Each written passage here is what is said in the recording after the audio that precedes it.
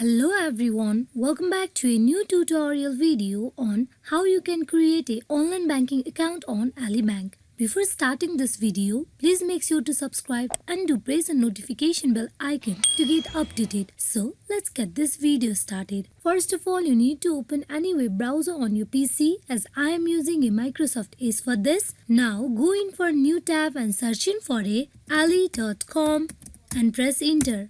At the official web page of Ali Bank, you need to click on the login option on top right corner. You click on login. To get logged in into the online banking account of Ali Bank, you need to provide username and password. Then click on login where you will get directly logged in into the online banking account of Ali Bank. As we are going to get a new register, we need to click on the link given below, that is Enroll in Auto or Bank and Invest online services. There is two ways to get enroll, that is Auto and second is Bank and Invest. For the online banking, we need to click on Bank and Invest. So you click on Enroll in Bank and Invest. For the enrollment in Ali Online, here you need to provide the following details, that is your first name, your last name, date of birth. Then you need to provide your social security number, that is your SSN.